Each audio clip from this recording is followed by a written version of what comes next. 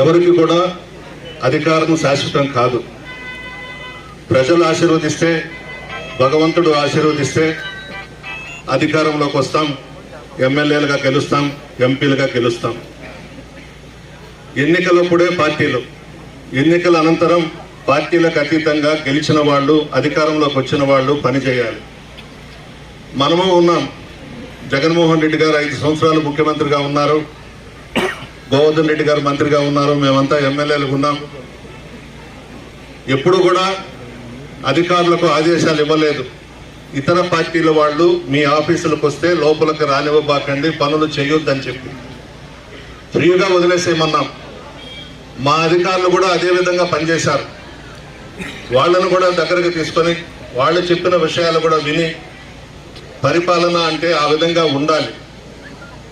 ఈవీఎంలతో గెలిచారు కదా, అందువల్ల కళ్ళు నెత్తికెక్కుండా. ప్రజలు ఓట్లేసి గెలుచుంటే ప్రజల బాధలు, రాష్ట్రాన్ని అభివృద్ధి చేయాలనే తపన ఉండుండేది. మోడీ గారి సహకారంతో ఈవీఎంలతో అధికారంలోకి వచ్చి ఇటువంటివి చలాయిస్తా ఉన్నారు. పేదవాళ్ళు, ఎస్సీ, ఎస్టీ, బీసీ, ముస్లిం, మైనారిటీ సర్పంచులు, వాళ్ళ మీద నా మీ ప్రతాపం, విఓఏల మీద నా మీ ప్రతాపం, అన్యం పుణ్యం ఎరగని ఫీల్డ్ అసిస్టెంట్ల మీద నా మీ ప్రతాపం. ఒక్కటే చెప్తున్నా, నేను ఇక్కడ ఎమ్మెల్యేగా జగన్మోహన్ రెడ్డి గారి నాయకత్వంలో పనిచేసినప్పుడు బుచ్చిరెడ్డిపాళెం మండలంలో కొట్టాలలో ఆనాడు తెలుగుదేశం పార్టీలో ఉన్నటువంటి పుట్టా సుబ్రహ్మణ్యం నాయుడిని వైఎస్ఆర్ కాంగ్రెస్ పార్టీ నాయకుడు కొడితే అతని తరపున నేను సుబ్రహ్మణ్యం నాయుడికి క్షమాపణ చెప్పాను. ఆ విధంగా ఉండాలి. ఏదో అధికారంలోకి వచ్చాము, మనం ఏం చేసినా చెల్లుబాటు అవుతుంది అని అనేది కరెక్ట్ కాదు. విఓఏలను కూడా మేము అధికారంలో ఉన్నప్పుడు 2-3 మాత్రమే తొలగించాం. ఎందుకు తొలగించాం? అవినీతికి పాల్పడ్డారని, డబ్బులు తినేశారని పొదుపు సంఘాలకు సంబంధించిన మహిళలు వచ్చి మాకు రిప్రజెంటేషన్ ఇస్తే కలెక్టర్ గారి ద్వారా ఎంక్వైరీ చేయించి తొలగించామే తప్ప వాళ్ళు తెలుగుదేశం పార్టీ అనో, కాంగ్రెస్ పార్టీ అనో, సిపిఎం అనో, బీజేపీ అనో, సిపిఐ అనో మేము తొలగించాల అవసరం కూడా మాకు లేదు. విఓఏలు కూడా పేదవాళ్లే, వాళ్ళు కూడా ఆర్థికంగా వెనకబడిన వాళ్లే. ఫీల్డ్ అసిస్టెంట్లను కూడా మేము ఎవరిని తొలగించలేదు. ఈరోజు అధికారులు ఇష్టారాజ్యంగా వ్యవహరిస్తూ ఉన్నారు. 2 మాజీ మంత్రులు ఈరోజు ఇక్కడికి వస్తే ఎంపీడీఓని లేకుండా చేశారు. ఇక్కడ బుద్ధుందా నీకు ఎంపీడీఓ అని అడుగుతా ఉన్నాను, నేను సిగ్గుందా అని అడుగుతా ఉన్నా. ఎల్లకాలం ఈ ప్రభుత్వం ఉంటుందని అనుకుంటున్నావా నువ్వు? ఆ కొత్త వంగళ్ళు సర్పంచ్ని ఈఓఆర్డి అంట, వాడు ఎక్కడి నుంచి వచ్చినాడో వాడినైతే మనం వదిలిపెట్టే ప్రసక్తే లేదు.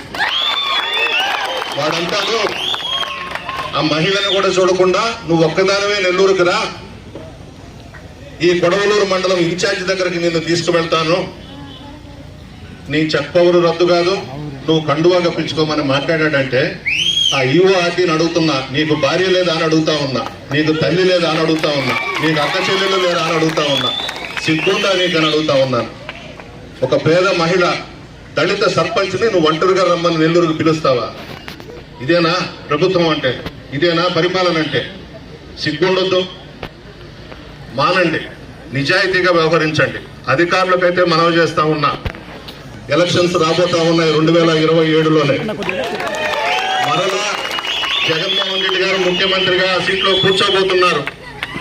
ప్రజలందరూ కూడా ఇప్పటికే 8 నెలలకే విసిగి వేసారిపోయినారు ఈ ప్రభుత్వం మీద. ఎలాగో మీరెవ్వరూ కూడా తెలుగుదేశం పార్టీకి కానీ జనసేన పార్టీకి కానీ ఓట్లు వేయలేదు. మీరేసింది ఫ్యాన్ గుర్తుకే, మనకు వచ్చింది 40% ఓట్లు వచ్చినాయి. ఈవీఎంలను అడ్డం పెట్టుకొని అధికారంలోకి వచ్చి మన మీద పెత్తనం చేస్తూ ఉన్నారు. అధికారులు గుర్తుపెట్టుకోండి, ఏ ప్రభుత్వం కూడా శాశ్వతం కాదు, అధికారం శాశ్వతం కాదు. మనం ప్రజాప్రతినిధులుగా ఎంపికైన తర్వాత అధికారులు మనం కలిసి నిజాయితీగా సేవ చేయాలి, కానీ ఇటువంటి దుర్మార్గపు పనులకు పూనుకోవడం మంచిది కాదని చెప్పి హెచ్చరిస్తూ ఇప్పటికైనా నిజాయితీగా వ్యవహరించండి అని చెప్పి కోరుతూ